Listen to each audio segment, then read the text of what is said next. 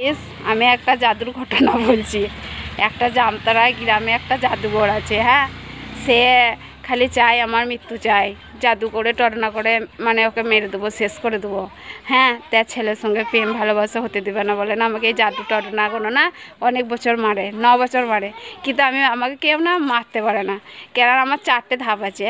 এক ধাপে আছে আমার আল্লাহ স্বয়ং, আর 2 ধাপে আছে আমার ওই ঠাকুর দেবতা ভগবান, আর 3 ধাপে আছে আজরাইল ফেরেশতা, আর 1 ধাপে আছে পীর অলি। তার জন্য আমাকে কেউ মারতে পারে না। যখন আমাকে জাদু টরনা আঘাত করে না, তখন ওই আঘাতটা না আমাকে হালকা লাগে, মানে ঠাকুর দেবতা পীর অলিদের লাগে। কেননা পীর অলি হচ্ছে অনেক শক্তিশালী বান্দা আল্লাহর, আর ঠাকুর দেবতাও আল্লাহ শক্তিশালী বান্দা।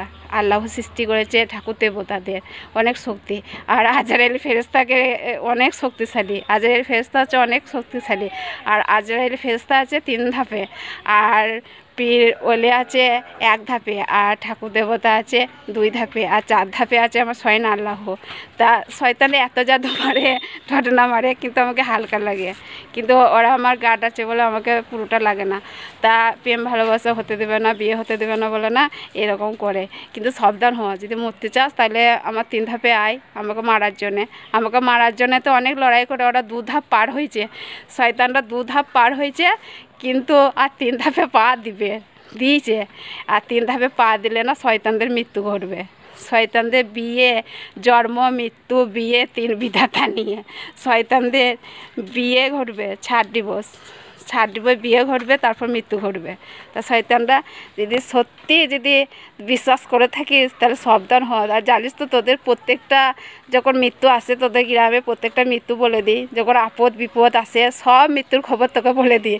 তুই ভালো করেই জানিস তোদের গ্রামে কতগুলো মানুষ মৃত্যু হয়েছে, আর কতগুলো মৃত্যুর খবর বলেছি, আর কতগুলো বিপদের খবর বলেছি, তুই ভালো করেই জানিস। তাইলে তুই সাবধান হ। আর যদি মরতে চাস তাইলে আমার 3 ধাপে পা দে, দেখ আমাকে মারার জন্য 3 ধাপে পা দে, দেখ তোদের কী হয়। হ্যাঁ, সাবধান হয়ে যা মৃত্যুর জন্য। জানিস তো যারা আল্লাহর অলি হয় তারা মৃত্যুর খবর বলে, তারা আপদ বিপদ এদিকে দেখানো হয়, তার জন্যে আল্লাহর অলিরা বুঝতে পারে। আল্লাহর অলি ছাড়া কেউ বুঝতে পারে না।